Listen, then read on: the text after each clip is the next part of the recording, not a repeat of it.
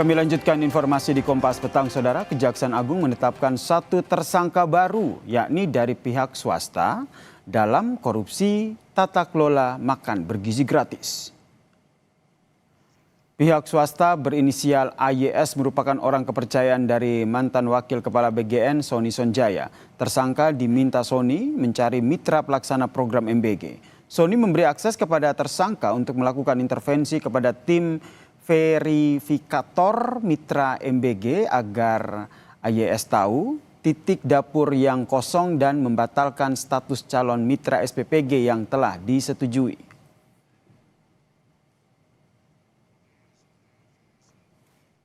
Bahwa PT AYS ini merupakan pihak swasta yang diminta oleh tersangka SS selaku Wakil Kepala BGN untuk mencari mitra dalam rangka melaksanaan program makan bergizi gratis.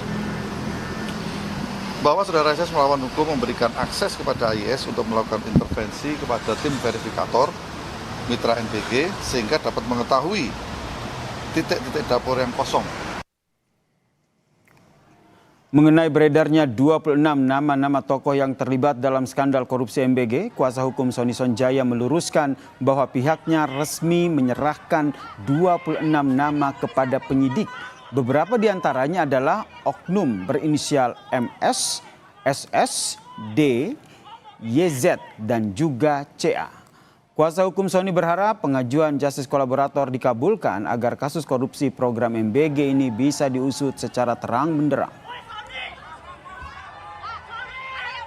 Saya luruskan pemberitaan-pemberitaan yang beredar di media bahwa yang telah disebutkan nama-nama itu bercampur dengan beberapa organisasi, totalnya keseluruhan ada 26 nama. Itu yang benar, yang telah diberikan kepada penyidik oleh klien kami. Jadi adalah, jadi jangan dikembang-kembangkan narasi-narasi yang nanti akhirnya jadi banyak pertanyaan kepada orang. Ya kita sebutkan aja lah berinisial seperti misalkan NS gitu loh, kemudian SS, lalu ada D yang disebutkan oleh klien kami, kemudian ada YZ yang disebutkan, lalu kemudian ada CA yang disebutkan. Nah yang lainnya nanti biarkan berkembang dengan sendirinya lah oleh penyidik.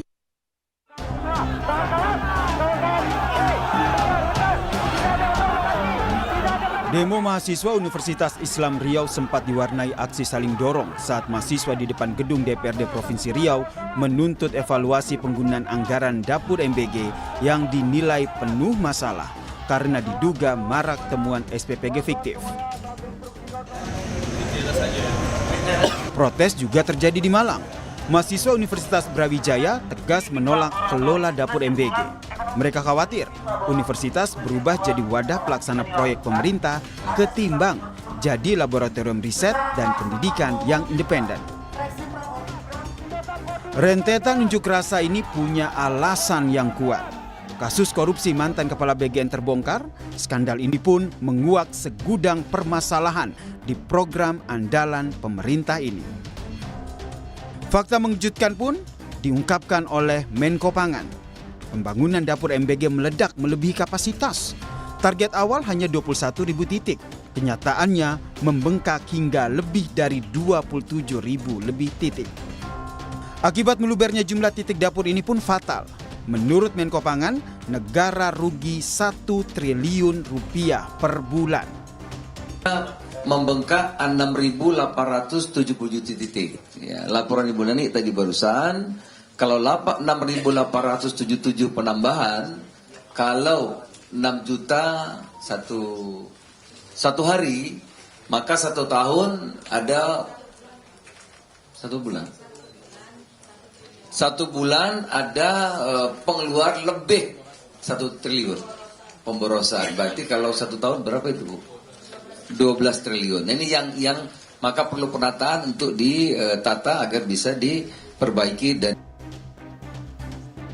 Merespons kabar pemborosan, Menteri Keuangan mengatakan siap pangkas anggaran MBG. Namun nominal pasti belum diketuk karena masih menunggu data dari Kepala BGN. Kalau dari Kemenq, sabar dong Pak. Bisa. kita ikutin keputusan Bapak Presiden. Tapi emang udah ada komunikasi Pak mau nurunin anggaran MBG lagi? Udah, angka berapa itu? Ini baru tadi Pak Presiden ngomong. Keberapa level? Keberapa? Pak Setio Hadi belum ngomong Pak, makanya maksudnya udah ada ngomong sama Bapak belum Pak? Berapa nominalnya? Bicara tadi nanti kita tunggu.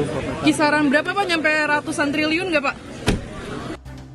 Desakan keras berulang kali datang dari MBG Watch yang meminta program dihentikan sementara. Moratorium total harus dilakukan demi evaluasi, tangkap dan sisir pengelola dapur nakal. Dengan demikian, efisiensi bisa dialihkan untuk dampak kenaikan BBM. 5 manfaat yang harus diberikan. Tidak semua menurut kami adalah ketika gonjang-ganjing MBG yang demikian, siapa yang menjerit? Apakah investor yang menjerit atau misalkan murid-murid yang menjerit? Selama ini menurut kami yang menjerit-jerit adalah yang menikmati proses MBG selama 2 tahun ini. Oleh karena itu, moratorium atau pemberhentian sementara terkait dengan MBG, sembari kita menata bagaimana baiknya dan kemudian siapa penerima manfaatnya, misalkan daerah-daerah yang sekiranya memang perlu untuk terkait dengan program MBG, itu yang terlebih dahulukan. Efisiensi anggaran MBG tidak hanya momentum untuk bersih-bersih di dalam pengelolaan MBG, tetapi bagaimana memastikan anggaran besar di program ini tentu tepat sasaran. Tim Liputan, Kompas TV.